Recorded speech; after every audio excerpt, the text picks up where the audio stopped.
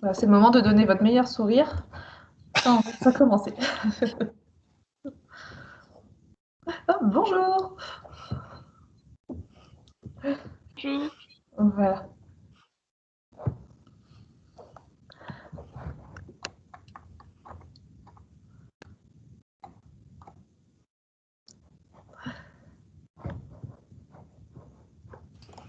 Super. Marcel, vous me dites quand vous voulez commencer. Oui, allons-y. Allez, c'est parti. Je vous partage vous avez reçu un petit peu de lecture et un questionnaire au préalable. Je vais vous partager les résultats des questions. Hop, partager mon écran ici. Et vous me dites si vous le voyez. Hop, vous l'avez? Pas encore peut-être? Non. Hop, ça reste tourné de mon côté, c'est pour ça. Hop, ça me dit impossible de partager le contenu. On est sur les lives du direct. Hop. On n'a pas l'image encore. Non, il reste tourné. Ben, je vais partager mon écran directement, donc vous allez vous voir. Et pas juste la fenêtre. Voilà. Et on va passer ici. Voilà. C'est bon, vous l'avez? Voilà. Parfait. Oui. Très bien. Alors, donc, Alors, la question numéro 1. Alors, comment peut-on définir la confiance dans les autres en entreprise? Alors, la bonne réponse était B. La confiance dans les autres, c'est le capital intégré, validé dans l'entreprise concurrentielle. On a eu 57% de bonnes réponses, ce qui est pas mal, mais ce qui aurait pu être supérieur. Enfin. Question numéro 2. Alors, où doit-on trouver la confiance dans l'entreprise? Alors, la bonne réponse était, et là on a 71 de bonnes réponses, elle doit circuler dans toute la structure organisationnelle pour produire un engagement au travail égal chez chacun. La question numéro 3. Alors, qu'est-ce qui est susceptible d'intensifier la confiance dans l'entreprise? Alors, donc, la bonne réponse était A, où on a eu 43%, et là, on s'est un peu planté, puisque la majorité ont répondu C. La bonne réponse était A. La confiance s'intensifiera dans l'espace-temps du travail si elle est soutenue par un contexte et des conditions d'exécution de la tâche propres à l'actualisation de chacun. C'est-à-dire que les éléments de contexte et les éléments de conditions d'exécution de la tâche sont déterminants pour le comportement des acteurs, conséquemment l'engagement à la tâche. Alors voilà pour les réponses. Pour les personnes qui avaient répondu C, ben voilà, on a le live exprès pour pallier cela.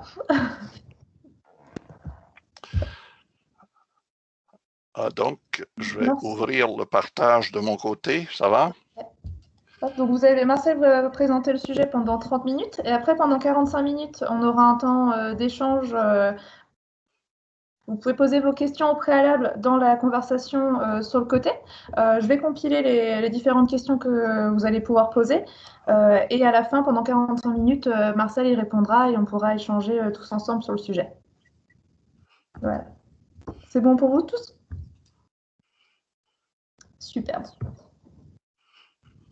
Alors, je vous laisse peut-être. Ouais, Marcel, est-ce que vous préférez qu'on éteigne nos caméras ou comme vous? Non, c'est pas nécessaire. Okay, là, est-ce que je suis en partage ou non? Oui, je me vois. Vous voyez le PowerPoint? Le PowerPoint, pas encore. Est-ce que vous le voyez? Vous le voyez? Oui. OK. Alors, donc, si tout le monde le voit, on démarre. Voilà. Vous pouvez peut-être le mettre en plus grand? Oui. Voilà. Alors, donc, la confiance dans les autres. Alors, le développement de la confiance, engendre la confiance, la chaîne de confiance, des facteurs de raffermissement de la confiance, des enquêtes sur la confiance, valider la confiance dans l'entreprise, le rendement sur le capital de confiance, le déficit de confiance, l'échelle de confiance, satisfaction, motivation, engagement, contagion des émotions et sensations et émotions. Alors, je reviens dans un premier temps sur quelques éléments de discussion qu'on a eu lors de la présentation antérieure. L'emploi avant et après la singularité. Si on regarde la population aux États-Unis en nombre et en pourcentage distribué entre les secteurs primaires, secondaires et tertiaires, on se rend compte que avant la singularité, qui est prévue par certains auteurs en 2030. Alors, ce que j'ai fait ici, c'est que j'ai pris des chiffres réels de la population totale et de la population active aux États-Unis en 1936 jusqu'à 2020, à compter évidemment de données qui étaient disponibles. Toutes les données, malheureusement, n'étaient pas nécessairement disponibles. Alors, donc, on se rend compte que dans le secteur primaire, il y a eu un fléchissement considérable entre 1936 et 2020, c'est-à-dire que le pourcentage de la population active dans le secteur primaire était de 7,8 en 1936 et seulement de 0,7 en 2020. Si on fait une projection autant pour le primaire, le secondaire et le tertiaire, et vous avez les données à l'écran, dans la partie rouge, j'ai fait une projection à compter de l'écart constaté entre l'an 2000 et 2020 reporté sur 2040 et 2060. On se rend compte à ce moment-là que la population active va légèrement fléchir de 46 à 45 parce que l'écart de population totale ne sera pas suffisamment élevé pour justifier un écart plus considérable en termes de population active. Cependant, on se rend compte qu'au niveau primaire, on passe de 0,5 ou 58 à 0,43. Au niveau secondaire, par ailleurs, on se rend compte qu'on passe de 1,27 à moins 1,15, ce qui, en somme, n'a pas de sens puisqu'on ne peut pas avoir une population négative dans un secteur d'activité, quel qu'il soit.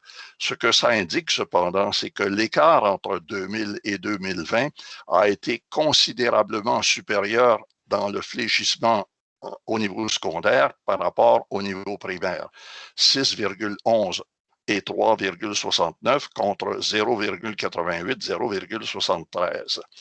Si on faisait maintenant une projection différente à compter de ce que les auteurs ont appelé les effets de la singularité après 2030, on pourrait, je dis bien on pourrait, c'est une projection, ce sont des chiffres personnels que j'ai mis là, on pourrait se retrouver dans une situation plus ou moins comparable à celle-ci, c'est-à-dire qu'au niveau primaire, en 2060, il ne resterait plus que 1, c'est-à-dire 0,01%, dans le secondaire 0,02% et dans le tertiaire quelque chose entre 3 et 6% de la main-d'œuvre pour un total de main-d'œuvre qui varierait en termes de population active entre 3 et 6%. Et là, je suis en train de parler, comme je l'ai mentionné lors de la présentation précédente, des personnes qui se retrouveraient à l'intérieur de ce qu'on appelle le processus conventionnel de production et de distribution. Donc, les emplois qu'on qualifiera différemment vont se retrouver en dehors de ce que l'on a appelé jusqu'ici l'entreprise. De l'entreprise, de l'activité et de l'emploi. La répartition maintenant.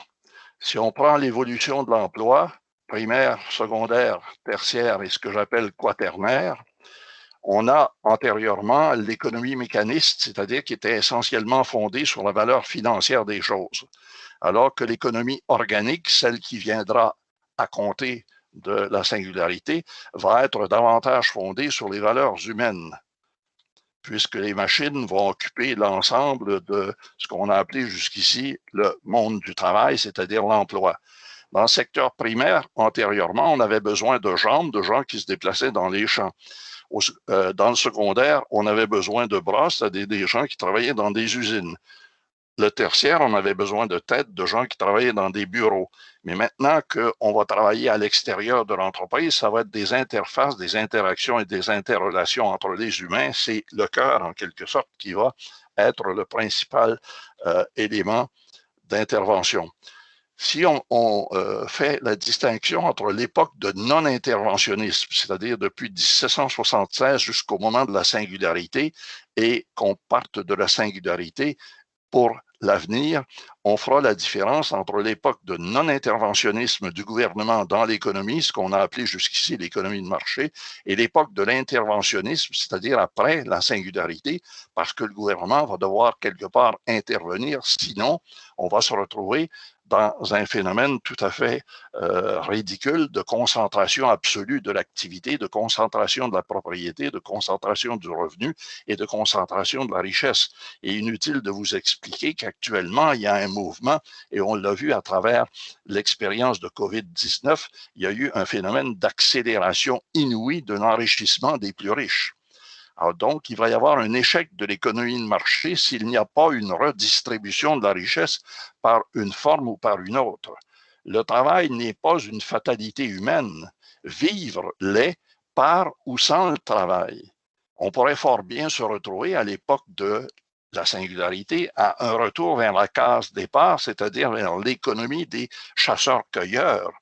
Si on remonte 5000 ans en arrière, les chasseurs-cueilleurs pouvaient vivre, se nourrir sans avoir comme tel à travailler au sens où on le fait désormais.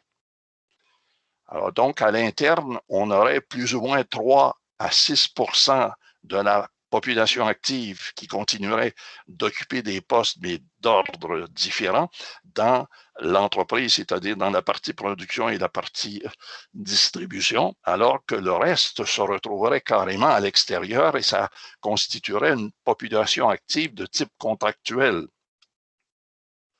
L'ère de la connexion universelle et permanente, c'est-à-dire celle de l'intelligence artificielle et de l'Internet des objets, va donner lieu à ce que j'appelle une cyborgisation de l'économie de production-distribution. Pour ceux et celles qui connaissent le terme de cyborg, ça vient, sauf erreur, de l'émission Star Trek dans les années 60. Les cyborgs étaient une population de, non pas d'humains, mais de transhumains qui pensaient tous en même temps la même chose.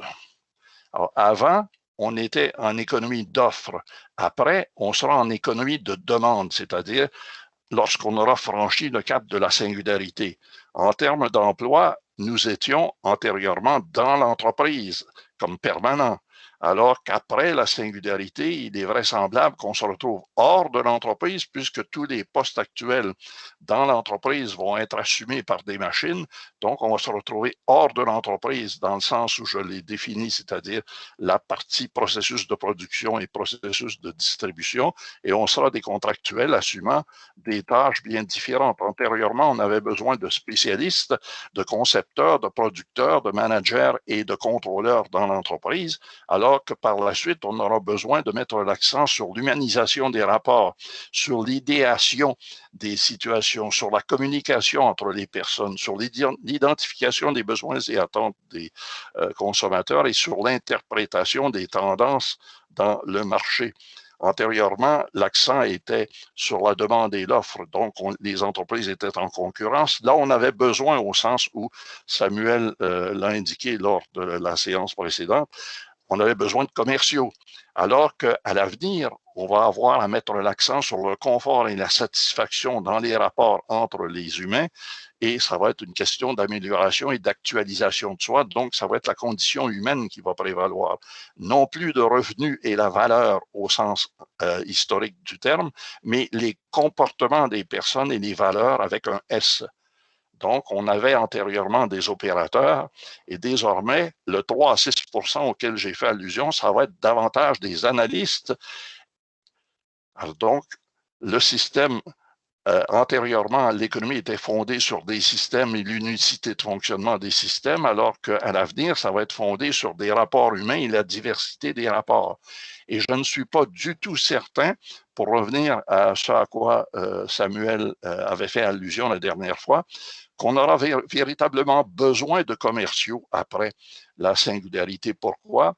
Si on regarde l'évolution de l'Internet comme instrument de transaction, on se rend compte qu'en mai 2021, donc aujourd'hui, 21,8% du volume total des transactions se fait sur Internet, alors qu'en 1994, c'était à peine 3 à 4%. Donc, il va y avoir un phénomène d'accélération des transactions qui vont se faire en somme en direct sans qu'il y ait nécessité d'avoir un intermédiaire qu'on appelle un commercial. Alors, du passage de la singularité avant et après, donc avant vous mettez l'accent sur le transfert des savoirs pour faire en sorte que les habilités techniques soient plus diffusées dans l'organisation. Après, ça va être la connexion des systèmes pour que les données circulent. Donc, avant, ça se faisait à travers les humains. Après, ça va se faire à travers les machines.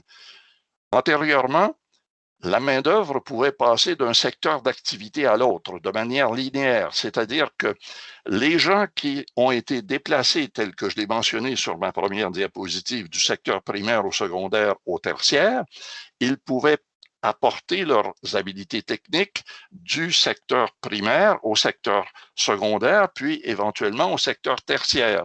Alors qu'à l'avenir, ce qui va se produire, c'est que tous les secteurs de l'activité, sans distinction et de manière concomitante, vont être affectés par les machines. Autrement dit, antérieurement, on faisait face à des technologies de type vertical, c'est-à-dire qu'elles avaient un impact sur l'emploi dans un domaine précis de fonction et de secteur d'activité, alors qu'à l'avenir, à travers l'intelligence artificielle et l'Internet des objets, la technologie va s'horizontaliser en quelque sorte, c'est-à-dire qu'elle va affecter tous les secteurs et tous les domaines d'emploi en même temps.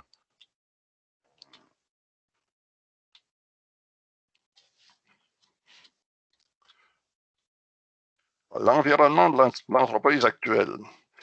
L'entreprise se situe dans un contexte donné. Si on prend le volet économique, les données sur lesquelles on doit composer actuellement, c'est la surfinanciarisation de l'économie.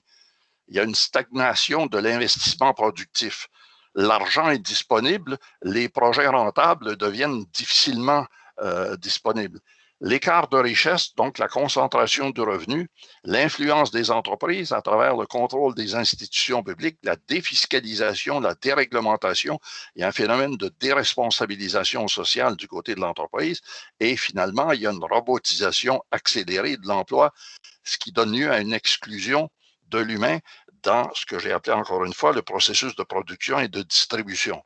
Alors, vous aviez le niveau des entreprises et le niveau des personnes, alors que le volet politique actuel, on fait face à un populisme, c'est-à-dire une tendance fasciste du côté du politique. On le sent non seulement aux États-Unis, on le sent en Allemagne, on le sent un peu partout en Europe, on le sent ailleurs dans le monde. Il y a quelque chose qui est en train de se passer qui n'est pas très sain. Il y a un phénomène de désinformation systématique, de négation des valeurs démocratiques, malheureusement à travers l'utilisation que font les gens actuellement des médias sociaux. Les médias sociaux, on avait pensé au départ que les médias sociaux étaient une manière de contrer des malaises sociaux, en quelque sorte, comme le printemps arabe. Malheureusement, on voit actuellement que c'est en train de tourner vers une désinformation systématique. Il y a une monopolisation du discours public, donc une radicalisation du racisme. Il y a un détournement fiscal à travers la monopolisation du pouvoir politique et il y a une militarisation des frontières avec le rejet de l'immigration. Donc, vous avez l'entreprise qui agit à ce niveau-là et des personnes qui agissent au niveau du populisme. Alors évidemment, sur le plan économique, les entreprises veulent faire du cash, de l'argent, et sur le plan politique, elles veulent s'approprier le discours public.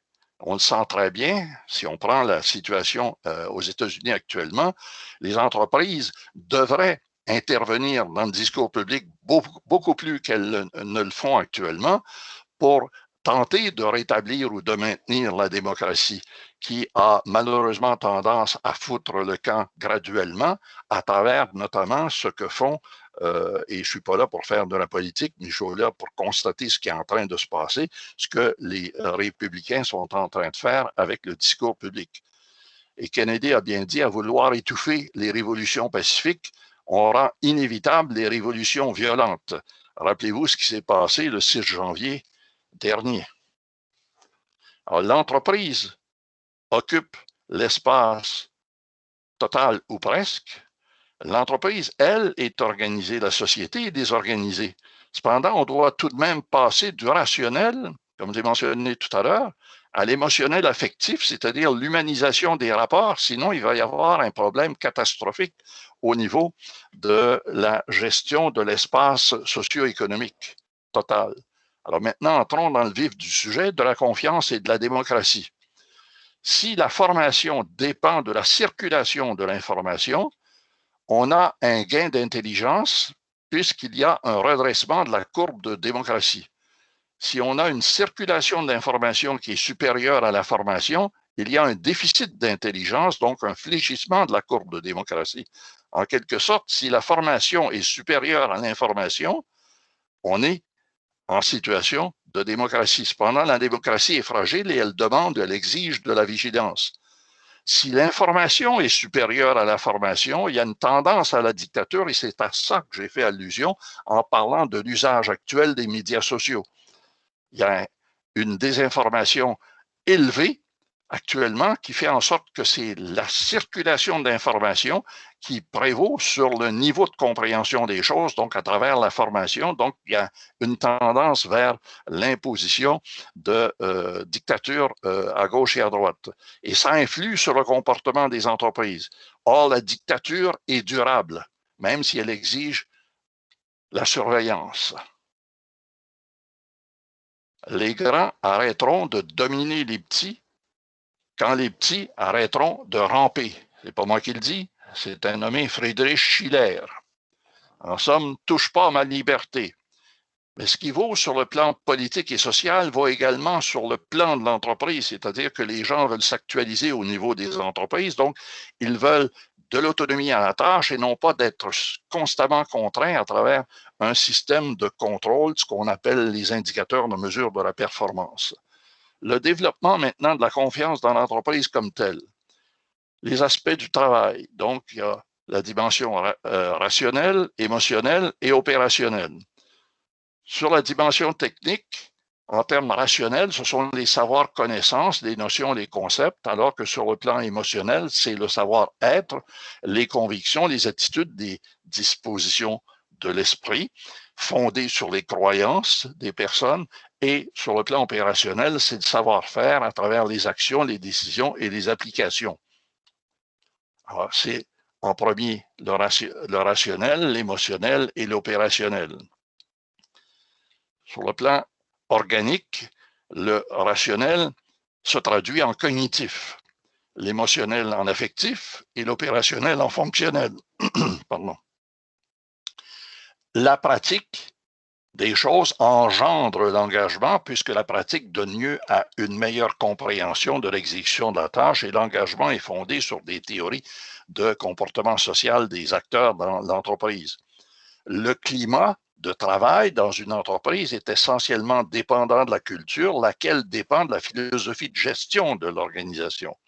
Et les succès et les échecs des entreprises entraînent des innovations ou un manque d'innovation, et les innovations sont fondées sur des idées. Quant à la dimension empirique, sur le plan rationnel, on parle de logique, donc de résultat. Le résultat est rattaché à la vision de l'entreprise par rapport à son marché. Sur le plan émotionnel, on parle de la dimension ontologique, donc de la performance et des valeurs de comportement des acteurs, puisque c'est dans la formule de Anderson, le multiplicateur et l'état d'esprit sur les habiletés qui donnent la performance à la tâche. Et sur le plan opérationnel, on parle d'éthologie, c'est-à-dire d'activité et de mission de l'entreprise. Ce qu'il faut comprendre, la partie importante, elle est au centre. Ce sont les émotions des personnes qui priment sur le rationnel et l'opérationnel. À chaque fois, nous sommes des êtres qui réagissons par nos sens, et c'est par nos sens qu'on a conscience de l'environnement dans lequel on se situe. Et on réagit à ce qui se passe dans notre environnement. Donc, le rationnel vient en deuxième. Vous vous rappelez le système 1 et le système 2 de Kahneman. Le système 1, c'est l'émotionnel. Le système 2, c'est le rationnel. Mais il les a qualifiés de 1 et 2 pour une raison, c'est que le 1 réagit en premier avant le rationnel. Alors, libère ton esprit, le corps suivra. Comprendre engendre la confiance. Alors, voici l'ordre des facteurs. Vous avez 1, l'orientation service client, c'est la fin de l'entreprise. 2, les valeurs des personnes, le leadership, c'est l'ensemble des moyens dont on dispose pour accomplir l'activité et les affaires de l'entreprise. 3, vous allez définir les mandats de travail autour du core business. En français, le core business, c'est l'activité fondamentale de l'entreprise, fondée bien sûr sur des objectifs de rendement de l'activité. Et quatrièmement, l'open book management, c'est-à-dire c'est de mesurer l'évolution de l'activité de l'entreprise. Le open book management, en français, ça se traduirait par la transparence de la gouvernance. Et j'ai donné des couleurs. Si vous regardez à gauche en bas, vous avez l'ordre des facteurs primaires, secondaires, tertiaires et quaternaires qui vont apparaître dans une minute. L'ordre des couleurs est important. Donc, sur le plan de la vision, donc les stratégies marché, le client, la satisfaction, la concurrence et l'économie. Sur le plan de la mission, on parle de structure, de gouvernance, de gérance, de mode, méthode et pratiques de gestion, de structure managériale et de gestion participative. Alors que sur le plan des processus, où il est question d'exécution de la tâche, c'est le processus de prise de décision, le flux d'activité de la tâche ou du travail, les voies et moyens d'exécution de la tâche et les objectifs de la tâche. Et finalement, le rendement en termes d'évaluation, il doit y avoir du feedback sur la tâche, il doit y avoir aussi des indicateurs de mesure, il doit y avoir une diffusion du résultat de l'activité et un partage des avantages. Et le partage des avantages est extrêmement important. C'est celui qui va relancer en quelque sorte l'engagement des acteurs à exécuter la tâche. Malheureusement, le partage des avantages fait défaut dans un nombre incalculable d'entreprises où, comme je l'ai mentionné lors d'une présentation antérieure, les avantages sont presque tous concentrés entre les mains de la direction. Alors, le sense-making, en termes de confiance, il est là, entre l'orientation marché, les valeurs de comportement que suppose la philosophie de gestion retenue par l'entreprise, la définition des mandats de travail puisqu'on a une tâche à accomplir, et le Open Book Management qui vient démontrer le sérieux de la direction à l'endroit du personnel en termes de responsabilité pour stimuler l'engagement à la tâche. La chaîne de confiance mène à l'innovation par l'engagement. Alors, ce qui est en rouge suppose ce qui se fait et ne devrait pas se faire. La partie en bleu est ce à quoi ça pourrait donner lieu si on agissait différemment. Et ce qui va apparaître en vert, c'est ce vers quoi on devrait être tourné. Donc, en premier, il y a une surcentralisation dans un nombre incalculable d'entreprises du pouvoir de décision. Or, il devrait y avoir une décentralisation du pouvoir de décision et plutôt que d'imposer des normes, des standards et des règles sur les moyens d'exécution de la tâche, il devrait y avoir de plus en plus d'autonomie à la réalisation de la tâche, ce qui va conférer l'autorité d'agir aux personnes et entraîner éventuellement de l'innovation à la tâche. L'ordre ou les ordres venant d'en haut, ça devrait être remplacé par des initiatives individuelles du personnel. Donc, s'il y a de moins en moins d'ordre et de plus en plus de soutien à l'exécution de la tâche, les comportements vont différer dans l'ensemble du milieu de travail. Ça va stimuler l'engagement des acteurs. Réfractaire au risque de toute nature, c'est ce que semble indiquer le comportement de beaucoup de dirigeants qui sont réfractaires au risque, en ce sens qu'ils veulent contrôler à travers des indicateurs de mesure à n'en plus finir les personnes et les actes, au lieu de permettre la libération de l'esprit pour faire en sorte qu'il y ait des initiatives individuelles, donc des innovations, donc qu'il y ait une prise de risque volontaire de la part du personnel. La pire des erreurs, c'est de ne pas risquer. L'entreprise est comme telle une institution de risque dans le marché. Il doit y avoir une commission possible d'erreurs, sinon il n'y a pas d'innovation. Donc, si on permet l'essai et l'erreur, parce que nul ne risque quoi que ce soit dans une entreprise à culture de blâme.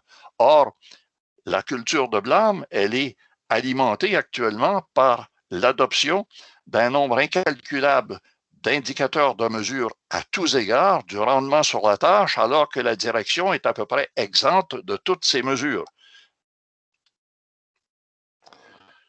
Le retard marqué sur l'apprentissage au travail, s'il y avait les éléments auxquels j'ai fait allusion jusqu'ici, il y aurait une facilitation de l'apprentissage des personnes à la tâche. Donc, il y aurait un développement de nouvelles habiletés. Et au lieu d'avoir un retard notoire sur l'amélioration des choses, il y aurait une amélioration des modes, méthodes et pratiques de gestion, ce qui donnerait lieu à une performance accrue. Donc, il y a un ensemble de facteurs qui ne devraient pas exister. Il y a un ensemble de facteurs qui devraient exister pour donner lieu à un ensemble de situations qui seraient plus avantageuses pour l'ensemble des personnes, c'est-à-dire le personnel, la direction, y compris les administrateurs et les actionnaires. Tout ça se tient, c'est un système.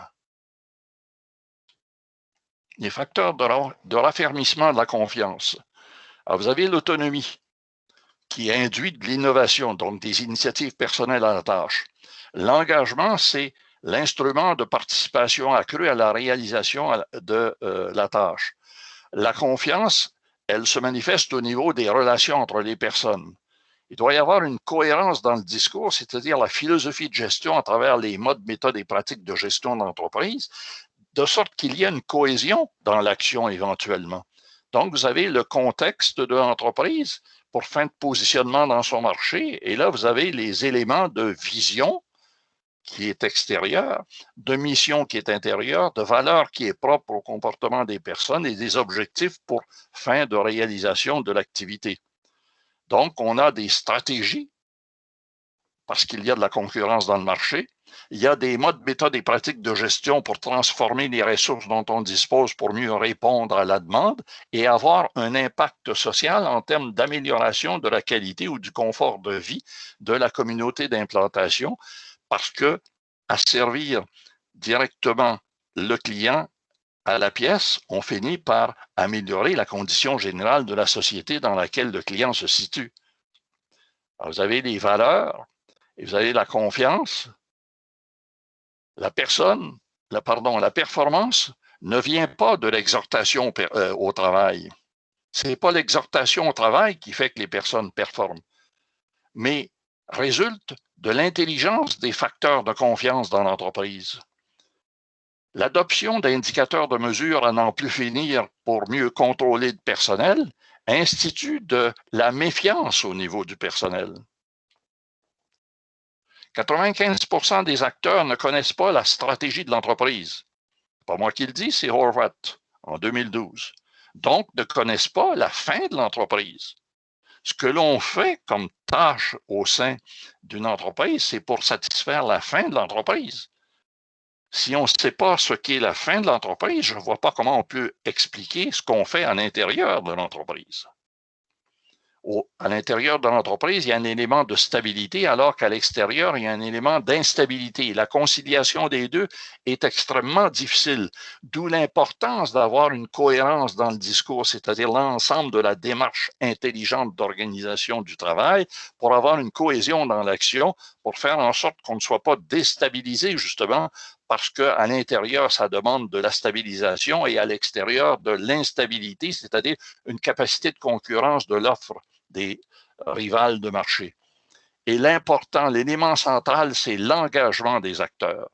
Ce que l'on ne mesure pas, malheureusement, même si on mesure à n'en plus finir, comme je l'ai dit à plusieurs reprises, l'ensemble des actes portés par le personnel. Les enquêtes et la mesure de confiance. Alors, vous avez le marché avant, la demande, et le marché après, qui est l'offre, c'est-à-dire la réponse de l'entreprise. Vous avez l'entreprise qui se situe entre les deux. Donc, il y a une demande et il va y avoir une offre. Il va y avoir, bien sûr, des mesures. Je n'ai pas dit qu'il ne devrait pas y avoir aucune mesure. Il va y avoir des mesures, mais des mesures sur la capacité de réponse de l'entreprise et non pas sur l'exécution à la tâche à travers les actes posés par les différentes personnes, ce qui est encore une fois une contrainte psychologique qui entraîne un désengagement des acteurs, comme bien des enquêtes l'ont démontré. Donc, une mesure des extrants pour apporter des correctifs pour faire en sorte qu'il y ait amélioration de la situation. Donc, les modes, méthodes et pratiques de gestion qui vont transformer les ressources pour permettre de répondre à la demande du client jouent autant sur la demande que sur l'offre. Ce qui veut donc dire qu'après qu'il y ait eu une offre, il doit y avoir un suivi de marché, ce que malheureusement les entreprises ne font pas, ou du moins très peu d'entre elles le font. Elles fabriquent un produit et s'imaginent que le client va accepter le produit qu'elles ont fabriqué parce que, soi-disant, le produit qu'elles ont fabriqué est le meilleur sur le marché. Tout se joue au niveau des modes, méthodes et pratiques de gestion qui valent autant au stade de la demande qu'au stade de l'offre et du suivi de l'offre dans le marché. Donc, ce qui est escamoté, c'est essentiellement la remise en cause de cette partie, c'est-à-dire des modes, méthodes et pratiques de gestion. Alors, on nommait facilement dans les entreprises les enquêtes de perception et on nommait aussi souvent les enquêtes de fait. Mais on n'est plus porté vers les enquêtes de perception. Or, les enquêtes de fait doivent confirmer ou infirmer les enquêtes de perception. Et les résultats ne doivent pas être des secrets d'État, mais des données diffusées largement dans l'entreprise. Le personnel doit savoir ce qui se passe au sein du processus interne de l'entreprise et du processus externe de l'entreprise.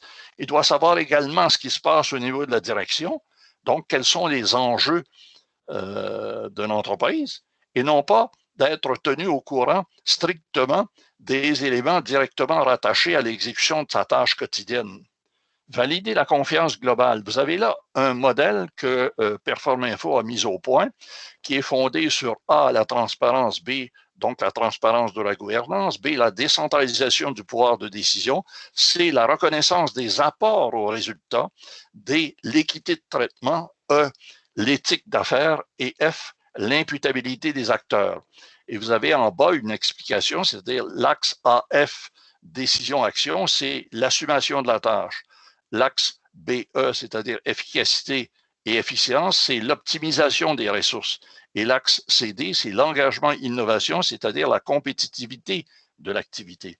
Sur une échelle de 1 à 30 points par variable sur la vie entière de l'entreprise, on a donc mesuré et vous vous rendez compte qu'il y a deux mesures.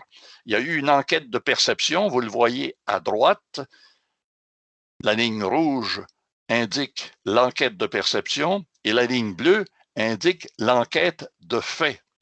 Or, ce sont les faits qui importent et non pas la perception. Parce que la perception peut être faussée par un nombre incalculable de facteurs. Or, l'entreprise n'est pas là pour la perception des choses, elle est là pour les faits constatés dans le marché. Donc, on se rend compte dans le modèle que je vous donne ici, qui est un exemple réel de l'écart que j'ai constaté dans une grande entreprise, l'écart qui était magistral entre la perception que les gens avaient de l'utilité de l'activité de l'entreprise et ce que les faits constataient. Alors, vous avez ici les facteurs moteurs et les facteurs d'hygiène au sens de Herzberg. La transparence, c'est la confiance dans l'organisation. Donc, la transparence de la gouvernance, c'est la confiance dans l'organisation. La décentralisation du pouvoir de décision au niveau de l'exécutant, c'est la confiance dans l'activité. La reconnaissance des apports aux résultats, c'est la confiance dans les personnes. L'éthique, c'est la confiance dans les autres. L'équité, c'est la justice sociale et l'imputabilité, c'est la justice distributive dans l'organisation.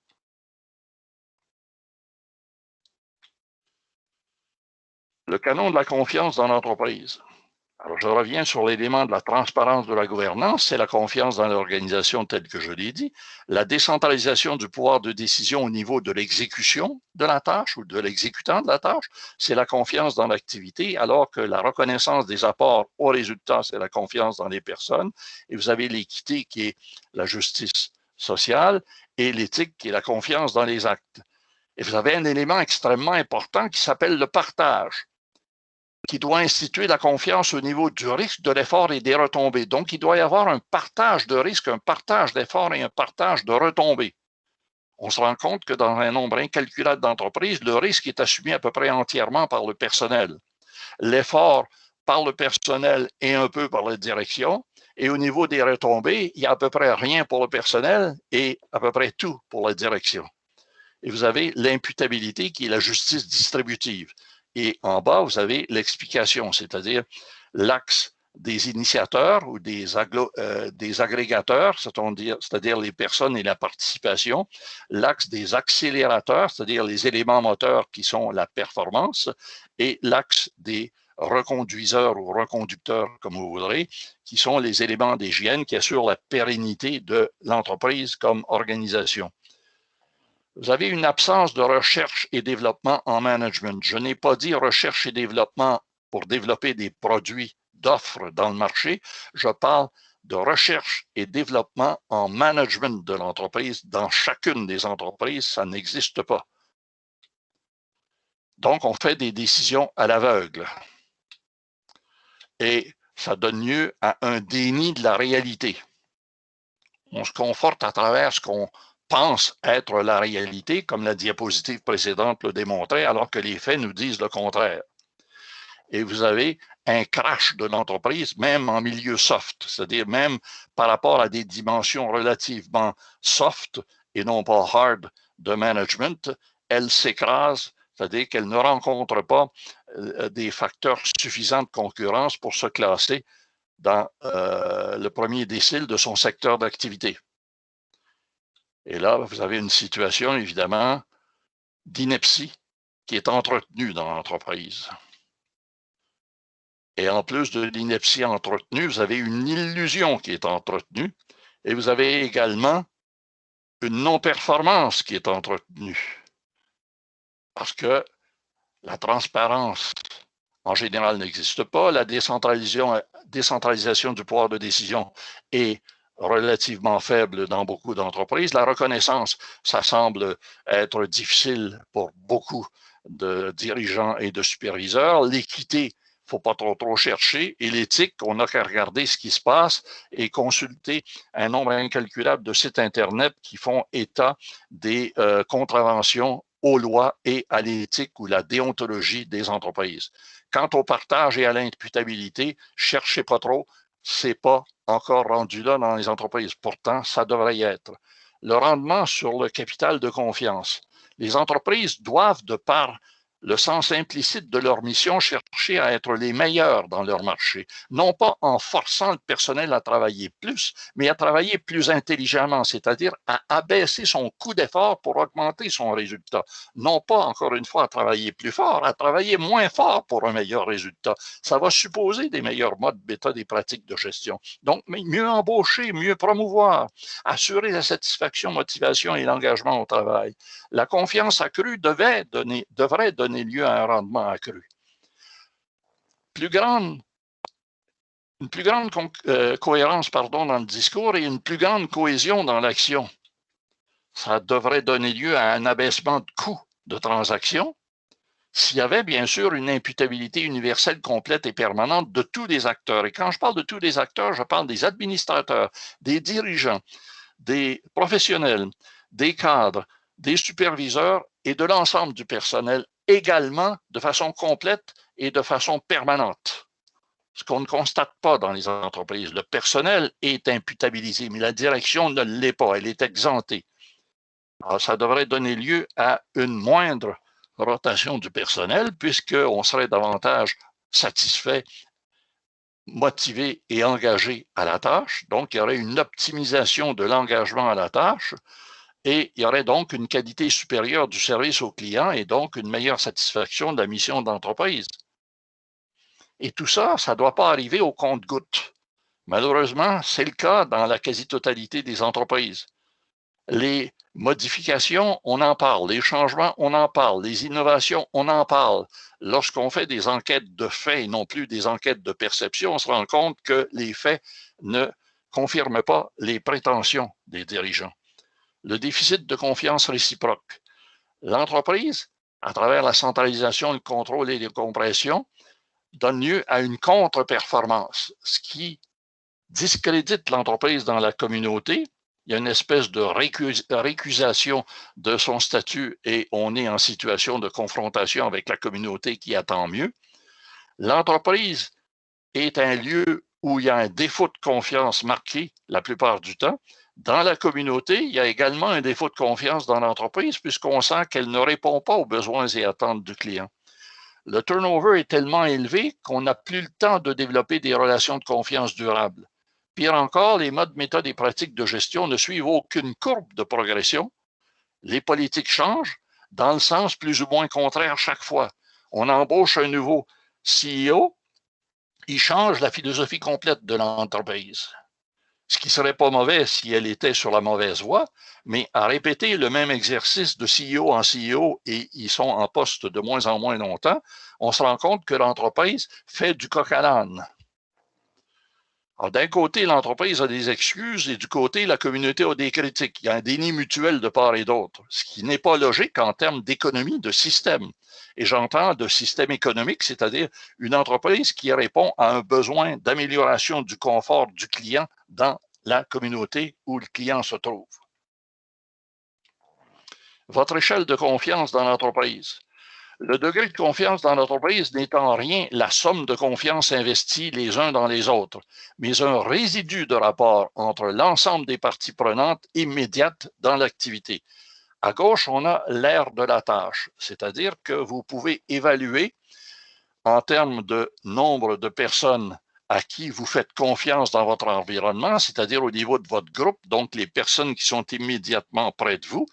Donc, vous allez prendre le nombre de personnes à qui vous faites confiance divisé par le nombre total des personnes immédiates. Ça va vous donner le pourcentage de confiance dans les collègues de travail. Donc, on parle ici du nombre de personnes à qui vous faites confiance dans votre entourage immédiat, basé sur la recommandation que vous en feriez vous-même. Donc, c'est une seule mesure par personne. On parle là de l'évaluation du niveau de confiance des équipes. Alors qu'à droite, on a la confiance au niveau de la structure générale d'organisation de l'entreprise. Vous avez le niveau des administrateurs, le niveau du président, le niveau du directeur général, des directeurs, du superviseur de première ligne. Donc, pour chacun de ces niveaux, on répétera le même exercice en termes de pourcentage, de 0 à 100%. Quel est le facteur de confiance que vous accordez aux administrateurs séparément, au président séparément, au DG séparément, etc., pour en arriver à un degré de confiance dans l'ensemble de l'entreprise. Donc, c'est basé sur l'ensemble des dimensions les plus déterminantes de l'entreprise. Alors, le niveau de confiance au niveau du groupe, parce que les personnes sont rattachées à une unité de travail et c'est là où la tâche s'exécute, mais elle s'exécute dans l'ensemble ou à l'avantage d'un organisme total qui s'appelle l'organisation et ça doit tenir compte de l'ensemble des acteurs qui s'y trouvent. Donc, une mesure pour chaque niveau. Satisfaction, motivation, engagement et équilibre de Nash. Vous avez l'axe de la direction et vous avez l'axe du personnel. Si le personnel partage et que la direction partage, on est en termes de résultats à 50-50.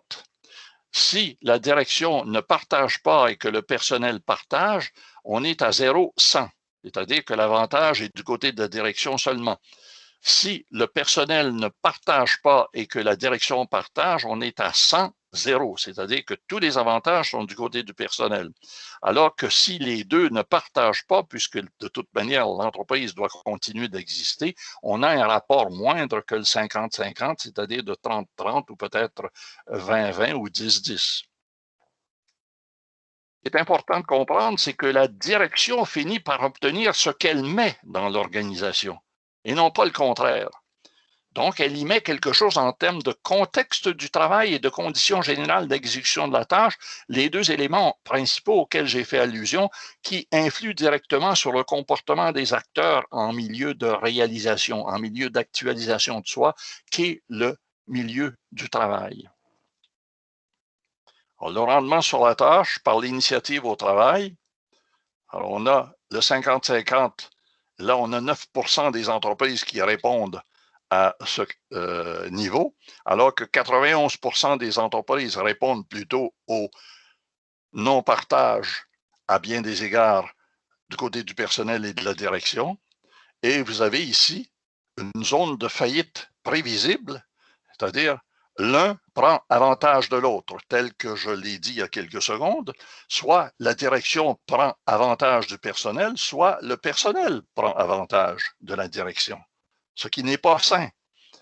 Alors, si on reprend maintenant les différentes variables auxquelles j'ai fait allusion jusqu'ici, vous avez au niveau de la direction, quand elle doit assurer un contexte du travail qui soit stimulant, la transparence de la gouvernance entre en ligne de compte, l'éthique des affaires, l'imputabilité complète, permanente et universelle. Au niveau des conditions d'exécution générale de la tâche, la décentralisation du pouvoir de décision, la reconnaissance des apports aux résultats et l'équité de traitement des personnes. Donc, c'est les facteurs de satisfaction au travail. Donc, le personnel exécutant la tâche veut une amélioration de la situation, veut prendre des initiatives, donc innover, pour augmenter son rendement.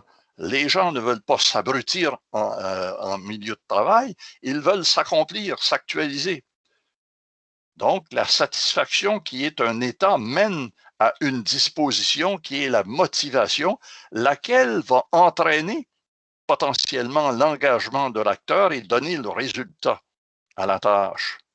Donc, le contexte plus les conditions générales d'exécution de la tâche sont des responsabilités qui incombent en premier et quasi exclusivement à la direction de l'entreprise. Et c'est ce que l'entreprise y met qui fait qu'elle a des résultats supérieurs au niveau de l'exécution de la tâche à travers le personnel. Et vous avez, tel que j'y ai fait allusion il y a quelques minutes, des facteurs d'hygiène et des facteurs moteurs. Le profit n'est pas une preuve de performance, et j'y ai fait allusion à plusieurs reprises, le profit est un impératif de pérennité de l'organisation. Vous pouvez avoir une entreprise qui a réalisé un profit et qui en même temps est en faillite technique, c'est-à-dire qu'elle ne peut pas rencontrer le service de sa dette, donc elle est en faillite technique, pourtant elle vient de réaliser un profit. Donc le profit n'est pas une preuve de performance. La seule preuve de performance que je connaisse, c'est celle qui vous permet, comme entreprise, de vous situer dans le premier décile des entreprises de votre secteur. On ne peut pas faire mieux que le premier décile. Le 0 décile, c'est l'imbécilité absolue. Hein?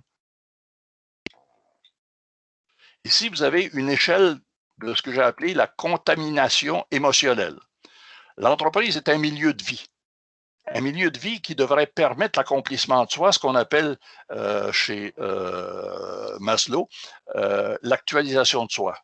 Je ne vais pas vous lire l'ensemble des 15 questions qui sont là, mais je vous donne un exemple. 1. Si quelqu'un à qui je parle commence à pleurer, j'en ai moi-même les larmes aux yeux. Bon, alors on répond aux différentes questions. Vous avez au milieu ou à peu près, là, après la 15e, le système de notation 1 jamais, 2 rarement, 3 souvent, 4 toujours. C'est le système d'évaluation. Alors on veut savoir, alors les éléments de bonheur, vous les avez en bas, 2, 3, 11, 6, 9, 12 amour, 8, 13, 15 peur, 5, 7, 10 colère, 1, 4, 14 tristesse. Alors, plus le score sera élevé, plus vous serez susceptible d'être émotionnellement contagieux comme système, comme organisation, comme entreprise. 55 à 60, vous êtes hautement contagieux. 45 à 54, raisonnablement contagieux. 30 à 44, piètrement contagieux. Et entre 0 et 29, vous êtes irrécupérable, en fait. Alors donc, ce qui vous est suggéré, ce n'est pas nécessairement d'adopter la grille qui est à l'écran, mais de vous doter, comme organisation, comme entreprise, d'une grille pour tenter de déterminer quel est le niveau de contamination émotionnelle dans le milieu du travail, puisque c'est par le biais des sens, donc des émotions, que les gens réagissent et que les croyances s'ancrent et se fondent. Les sensations précèdent les émotions. Alors, vous avez le plan physique et le plan mental, et la fameuse formule de Anderson et Anderson à laquelle j'ai fait allusion à plusieurs reprises, c'est les habilités techniques multipliées par l'état d'esprit donnent la performance à la tâche. Donc, vous avez le conditionnement des habiletés, puis vous avez le conditionnement de l'état d'esprit par l'ensemble des dispositifs de l'organisation. Et en bas, j'ai mis le contexte du travail, c'est-à-dire la transparence, l'équité et l'imputabilité, et les conditions d'exécution de la tâche, c'est-à-dire la décentralisation du pouvoir de décision, la reconnaissance des apports aux résultats et l'équité de traitement des personnes. Et tout ça compris dans une perspective de partage équitable du risque, de l'effort et des retombées. et non pas le risque pour le personnel, les efforts pour le personnel et un peu pour la direction, et l'ensemble ou presque des retombées pour la direction. On doit avoir un niveau de satisfaction qui est un état, un niveau de motivation qui est une disposition et un engagement qui est une action comme telle du personnel à la tâche par l'ensemble de ces dispositifs auxquels j'ai fait allusion de contexte du travail et de conditions d'exécution de la tâche. Il faut savoir sur quel pied danser. Où on veut de la performance réelle, donc de la potentialité d'actualisation des acteurs au sein de l'organisation, où on veut profiter du personnel comme direction. Alors, je vous signale encore une fois que j'ai publié des ouvrages, l'économie, c'est-à-dire l'entreprise, pardon, de l'autrement, l'intelligification de l'entreprise, l'humanisation de l'entreprise, la confiance dans l'entreprise, un ouvrage entier sur cette dimension qui m'apparaissait importante, mieux définir le management pour mieux comprendre l'entreprise. Vous avez le lien qui permet d'avoir accès à Amazon où les livres sont en vente. Et ce n'est pas un pitch de vente que je suis en train de faire. Je suis en train de vous dire qu'il y a là des choses extrêmement intéressantes dans ces ouvrages-là. Du moins, c'est ce que plusieurs lecteurs m'en ont rapporté. On passe à la période de questions en espérant qu'on puisse ne pas trop. Alors, il y a dans le chat, je ne les ai pas eu directement. Je vais juste terminer avec la dernière diapositive en disant à la revoyure. Pour ceux et celles qui ne connaissent pas cette expression québécoise, ça veut dire à la prochaine. Alors, je termine la présentation et on passe aux questions comme telles. Voilà. Au niveau des questions, Marcel, je les ai eues directement sur ma boîte. Donc, ce que j'ai pu avoir comme questions, elles sont pas dans la boîte de dialogue, elles sont passées à côté pour voilà. Donc, on m'a demandé, il y a une réflexion qui me dit, il manquerait donc de sense-making dans l'entreprise, ce qui expliquerait en grande partie le degré de non-confiance qu'on y relève. Et est-ce que c'est ce que vous dites ou pas? J'ai mal compris les premiers mots. Alors, il manquerait de sense-making dans l'entreprise. Ah, oui, OK. Oui, effectivement. C'est-à-dire qu'il y a énormément de charabia, c'est-à-dire on utilise des beaux mots, des belles expressions, des belles structures de phrases pour, somme toute, flouer les gens dans l'organisation. Si on était plus simple, plus direct et plus vrai, il y aurait une meilleure confiance qui s'instituerait. Mais les éléments de confiance auxquels j'ai fait allusion reposent sur les variables que j'ai utilisées dans cette présentation-ci, c'est-à-dire la transparence dans la gouvernance, la décentralisation du pouvoir de décision, la reconnaissance des apports à la tâche, l'éthique des affaires, l'équité de traitement et l'imputabilité, reporté dans une perspective de partage du risque, de l'effort et des retombées. Ça serait les vraies variables à vérifier. Et si ces variables-là étaient favorables à l'entreprise, il y aurait, je pense, un niveau accru de confiance. Et si le niveau était accru de confiance, je ne vois pas pourquoi les gens ne s'investiraient pas personnellement dans leurs tâches.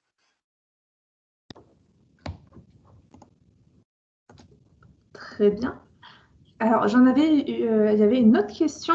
C'est parmi les facteurs de raffermissement de la confiance dans l'entreprise.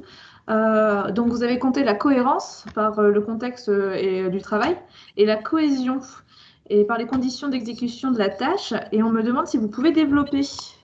Oui. Alors, quand j'ai parlé de cohérence, la cohérence serait essentiellement ce à quoi j'ai fait allusion lors de ma première de la réponse à la première question, c'est-à-dire que l'ensemble des dispositifs ou ce qu'on appelle les politiques de gestion de l'entreprise, que ce soit cohérent en ce sens que ça annonce ce que ça va livrer et non pas faire ce à quoi j'ai fait allusion lors de la réponse à la première question, c'est-à-dire de tenir un très beau discours, mais comme Cédric, lors d'une présentation antérieure, faisait allusion à l'indicateur PASTEC, c'est-à-dire c'est vert à l'extérieur et c'est rouge à l'intérieur, pour dire que c'est belle apparence à l'extérieur et pourri à l'intérieur, c'est la façon dont beaucoup d'entreprises semblent concevoir le discours de l'entreprise, c'est-à-dire qu'on annonce des belles choses alors qu'à l'intérieur, c'est complètement pourri. Si c'était plus juste, c'est-à-dire c'était vert à l'extérieur et vert à l'intérieur, donc que ce soit authentique, il y aurait une meilleure cohérence dans le discours, donc les acteurs comprendraient quels sont les enjeux de l'entreprise, quelle est la position de l'entreprise, quelles sont les politiques de l'entreprise, quelles sont les perspectives de développement de l'entreprise. Ça a été tenté par des entreprises, figurez-vous, notamment aux États-Unis. John Case a mis au point une approche au management il y a à peu près 20 ans maintenant qui s'appelle le Open Book Management. Le Open Book Management, c'est l'ouverture complète des livres. Mais livres non pas au sens physique, ni les livres au sens comptable, c'est-à-dire de l'ouverture de la totalité des choses qui concernent l'entreprise au personnel, sans aucune condition et en tout temps. Et on a même fait de la formation, pas obligatoire, mais presque, du personnel dans le domaine de la lecture des états financiers de l'entreprise. Donc, une lecture critique. Ils ont été formés à critiquer les états financiers de l'entreprise. Pourquoi? Non pas pour diminuer l'entreprise, mais pour mieux comprendre quelles étaient les faiblesses de l'entreprise pour aller plus loin, parce que les gens veulent faire bien, veulent faire mieux en entreprise. Donc, pour terminer sur la question de la cohésion dans l'action, il peut difficilement y avoir une cohésion dans l'action quand au départ, il n'y a pas une cohérence dans le discours. C'est-à-dire qu'on nous annonce des choses qui ne se vérifient pas.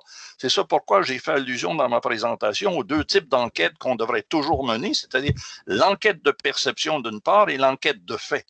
Bah justement, Marcel, on me demande pourquoi, au niveau de ces enquêtes, pourquoi vous insistez autant sur ces enquêtes? Bon. Ces enquêtes sont, à mon avis, supérieures, j'oserais dire, à ce que l'on voit actuellement, c'est-à-dire les indicateurs de mesure de toutes sortes.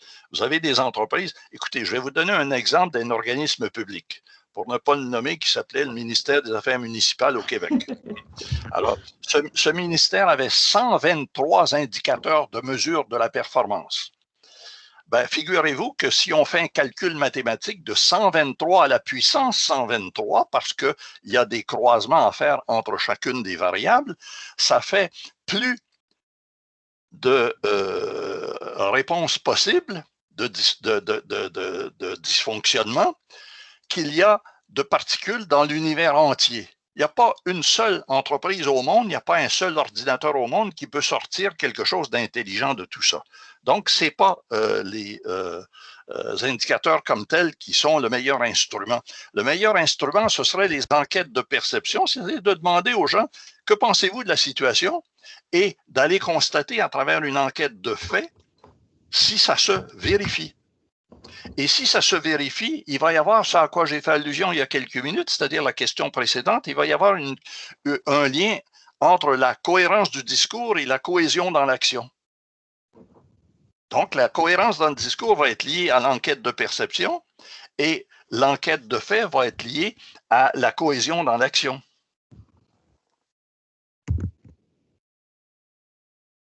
Une autre question que j'avais, enfin c'est plus, il y a une remarque, donc on me dit que la personne me dit qu'elle apprécie beaucoup votre modèle sur la grille de confiance et elle me demande si ça fait partie de vos modèles, si c'est un modèle qui vous appartient. Je pense que c'est ça. Oui. Alors, le modèle des variables, alors je l'ai appelé le modèle s'appelle le facteur P. Le facteur P pour personne, performance, pérennité, etc. D'accord? Participation.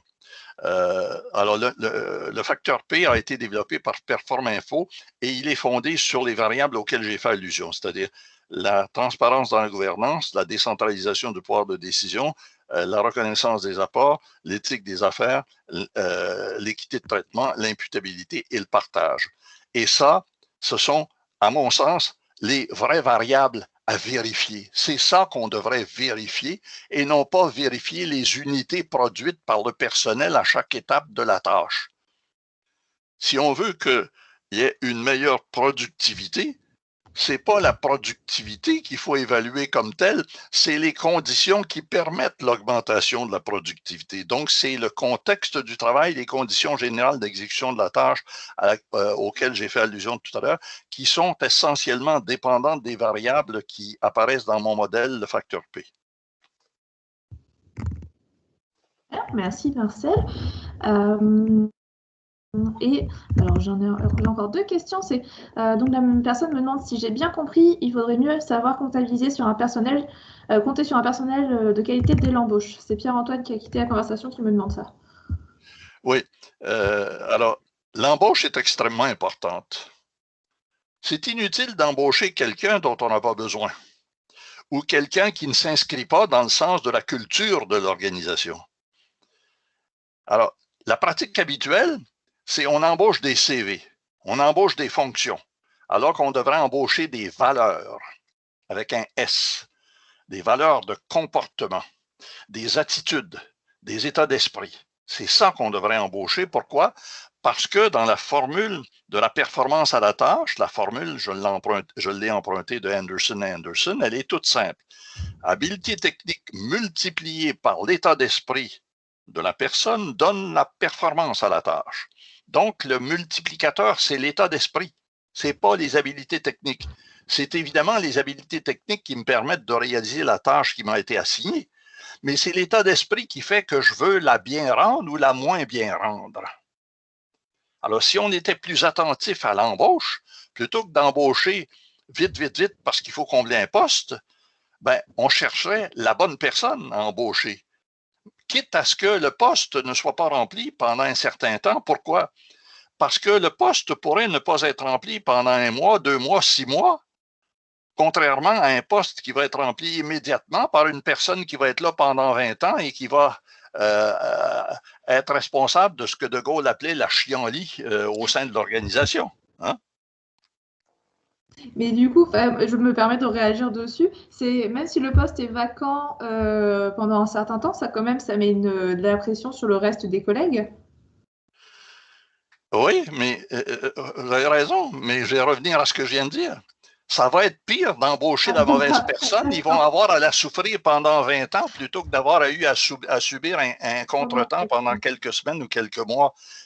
Il faut faire un choix quelque part. Et l'objet de la rencontre de l'effort de chacun au sein de l'entreprise, c'est de se faciliter la tâche et non pas de se rendre la tâche plus difficile. Donc, c'est pas travailler plus, c'est travailler mieux.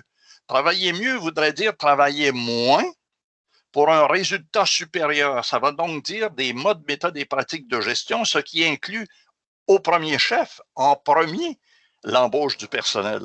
Si j'embauche pas le personnel qui convient à l'entreprise, on va avoir à en subir les torts drôlement longtemps. Et pire encore, si on est dans un contexte juridictionnel, bon, je ne connais pas dans le détail la législation française dans le domaine de la main-d'œuvre, mais je sais que vous avez des codes extraordinairement plus élaborés que ce qu'on n'a jamais vu au Québec ou en Amérique du Nord. C'est extraordinairement compliqué de réagir à une situation par la suite. Mieux vaudrait y avoir pensé avant qu'après. Oui, c'est vrai que en France, c'est particulièrement compliqué au niveau de la législation et le droit du travail. Ouais. Et je ne suis pas en train de dire que tout le tort est du côté de la direction. Le contexte, les conditions générales sont essentiellement la responsabilité de la direction. Cependant, si le personnel qu'on embauche est un personnel qui vient à rebours ou à recul, ça ne donne pas grand-chose. Vous avez effectivement des gens qui sont des insatisfaits nés. Hein? Il y en a, c'est vrai. C'est-à-dire que vous avez dans la population en général un plus ou moins 10% de personnes qui vont vous répondre non à quoi que ce soit que vous mettiez de l'avant. Peu importe que ce soit avantageux, la réponse c'est non. Alors, c'est des gens qui ne veulent rien savoir tant et aussi longtemps que ce n'est pas eux qui sont les initiateurs. Et quand on leur demande d'initier des choses, ben, ils ne sont plus là. Hein? Autrement dit, ils n'ont rien à offrir, ils n'ont pas d'alternative, c'est des gens qui ne veulent pas fonctionner. ben, il faudrait peut-être être attentif au moment de l'embauche pour aller justement choisir les bonnes personnes. Et vous avez Jeffrey Smart dans un ouvrage qu'il a publié il y a un peu plus de 20 ans maintenant, qui est extraordinaire. Je ne sais pas si le titre va me revenir. Je n'ai pas pour l'instant le titre de l'ouvrage, mais Jeffrey Smart suggère qu'au stade de l'embauche, on fasse à répétition des entrevues avec les candidats. Donc, qu'il y ait 2-3 personnes différentes à chaque fois qui représentent l'entreprise, qui interviewent le candidat et que l'essentiel des questions porte non pas sur la tâche, puisqu'on peut aller vérifier quels sont les antécédents d'habileté de la personne, mais sur le comportement, sur les valeurs de la personne. Et là, poser des questions qui peuvent étonner, à savoir, que pensez-vous du conflit israélo-palestinien, par exemple? Et là, de voir quelle est la perception que la personne peut avoir d'une situation qui n'a rien à voir avec l'entreprise, mais ça va révéler un fond de valeur chez la personne. Alors, il n'y a pas que ces questions-là, il y a bien d'autres questions, mais si on était plus attentif aux valeurs avec un S plutôt qu'à la valeur au sens financier du terme, c'est-à-dire des habilités techniques avec des résultats financiers dans des postes antérieurs, je vous signale en passant que ce n'est pas ce qui a été accompli antérieurement qui va nécessairement se produire après l'embauche de la personne, c'est ce que la personne est dans le contexte où elle va se situer. C'est ça qui va faire la différence. Si le contexte lui est approprié, elle va continuer de mettre en valeur ce dont elle dispose. Si le contexte n'est pas approprié pour elle, ça va être le contraire qui va se produire. Et comme je l'ai mentionné il y a quelques minutes, mieux vaudrait ne pas faire souffrir le reste du personnel pendant les prochains 20 ans parce qu'on ne voulait pas attendre quelques jours, quelques semaines ou quelques mois avant de combler le poste. Ça peut s'appliquer à plein de choses. Ouais. Une dernière question de Pierre-Antoine qui a dû s'absenter. Ouais. Alors, il me dit, en somme, plus on s'éloigne des autres, plus la distance engendre un déficit de confiance dans les autres. Répétez. Alors, il me dit, plus on s'éloigne des autres, plus la distance engendre un déficit de confiance dans les autres. Oui, exactement. C'est-à-dire que l'éloignement des autres va en organisation s'expliquer de bien des façons. En général, il y a eu des recherches qui ont été faites à cet égard-là. Les organisations qui dépassent 250 personnes commencent à être des organisations qui ont des structures étagées, hiérarchisées, qui sont trop élaborées et les gens ne se connaissent plus. Il y a une espèce de limite autour de 250 personnes dans une organisation pour qu'on en arrive encore à pouvoir se reconnaître et se connaître et d'être un peu plus familiers les uns avec les autres. Alors, il y a ça au départ, bien sûr. Mais il y a surtout le phénomène auquel j'ai fait allusion tout à l'heure, c'est-à-dire ce que j'ai appelé la cohérence dans le discours. Le discours étant l'ensemble des dispositions qui sont mises de l'avant par l'organisation et qui correspondent à un besoin d'actualisation des acteurs pour fin de réponse à la demande du marché. Le client veut ce qu'il y a de mieux, comme le personnel veut ce qu'il y a de mieux, comme la direction veut ce qu'il y a de mieux. Mais il doit y avoir une cohérence là-dedans, de sorte qu'il y ait une cohésion dans l'action. Et le facteur confiance dans l'organisation, les variables auxquelles j'ai fait allusion tout à l'heure, et je les ai déclinées les unes après les autres, les niveaux de confiance auxquels ça référait, la confiance est un facteur de sédimentation des rapports dans l'entreprise. Autrement dit, c'est le ciment qui fait en sorte qu'on veut continuer à agir ensemble. S'il n'y a pas de confiance les uns envers les autres, je ne vois pas comment on tire dans la même direction. Chacun tire à U et à dia.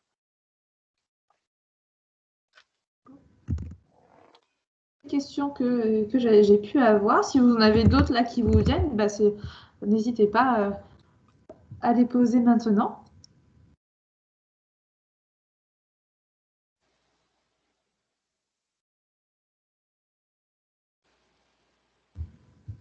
Peut-être que c'était Marcel, vous avez été très très clair et du coup il n'y a pas de questions. Oui, alors on met un terme. Merci à chacun des participants et au plaisir de vous revoir lors de Attendez, la Marcel, prochaine. avant de partir, il y a Caroline qui nous demande quelles sont les interactions entre les jeux de pouvoir et la confiance. Ah oui, il y a des interactions, c'est évident. Cependant, l'ouverture d'esprit, ça doit exister des deux côtés. Il ne doit pas y avoir une ouverture d'esprit du côté de la direction puis une fermeture d'esprit du côté du personnel. Ce qui ne suggère pas que la direction soit là pour imposer au personnel des choses. Mais la direction doit poursuivre un objectif global de satisfaction de sa mission, c'est-à-dire la mission de l'entreprise. Donc, la direction doit chercher les meilleurs modes, méthodes et pratiques de transformation de ses ressources pour alléger le fardeau du personnel pour obtenir un résultat supérieur. Mais le personnel ne peut pas dire à chaque fois qu'il y a un besoin de changement. Ah ben non, c'est pas prévu dans notre convention collective. Ben, si on joue à ce jeu-là, figurez-vous, ça va jouer des deux côtés de la barrière. Vous avez le modèle du prisonnier auquel j'ai fait allusion tout à l'heure, là, où il y avait le 50-50 ou le 30-30, c'est-à-dire qu'on ne partage pas des deux côtés de la barrière. Ça va donner lieu à un rapport mutuel 30-30, 20-20, 10-10 ou 5-5, mais ça ne donnera pas un 50-50. Alors donc, il y a des influences réciproques entre le comportement de la direction et du personnel, mais c'est essentiellement la direction qui prévoit au départ le contexte et les conditions générales d'exécution de la tâche, puisque c'est la direction qui embauche le personnel. Je n'ai pas encore rencontré une seule entreprise où le personnel embauchait la direction. Mais le personnel qui est embauché et qui dit non, comme je le disais tout à l'heure, à tout ce qui est mis de l'avant, parce que dans une économie de marché qui est en évolution constante vers l'amélioration des choses, donc ça suppose l'innovation et pas que l'innovation des produits, l'innovation des modes, méthodes et pratiques de gestion, donc des comportements des acteurs, ben, le personnel ne peut pas être constamment fermé en disant non, c'est pas dans la convention collective, nous on le fait pas. Puis on va recourir à notre syndicat, donc on va fonctionner sur une base de grief syndical. Oui, mais je veux dire, ce genre de jeu-là, là, je veux dire, il va falloir, comme on dit, prendre son parti et souffrir tout ce que ça emporte de malaise pour tout le monde. La bonne volonté doit exister des deux côtés. J'ai bien dit des deux côtés. Et j'ai bien mentionné que c'est la direction qui embauche le personnel. Donc, la direction va finir par retrouver, en termes de résultat global, ce qu'elle y a mis. Mais si elle fait une mauvaise embauche, comme on l'a dit tout à l'heure, ben, elle se tire dans le pied elle-même.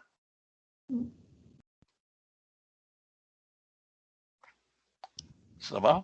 Caroline, ça répondait à votre question?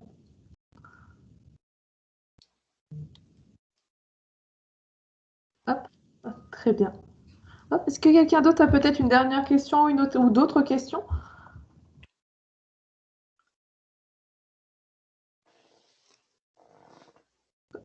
Ça a l'air d'être bon. Très bien. Bah, écoutez, merci à tous d'avoir participé à ce live. Marcel, Merci. on se retrouve prochainement. On se retrouve d'ici. La prochaine, ce sera au mois de juin. Ouais. Il me semble que c'est le 8. J'ai un petit dire. Bénédicte, vous restez quelques minutes avec moi. Je reste avec vous, bien entendu. Voilà. Mais merci à tous. On vous enverra les invitations pour le prochain live avec un petit peu de lecture et également un questionnaire à remplir. Voilà. Merci d'avoir passé ce moment avec nous. Hop, bonne journée, Caroline. Hop, au revoir, Andy.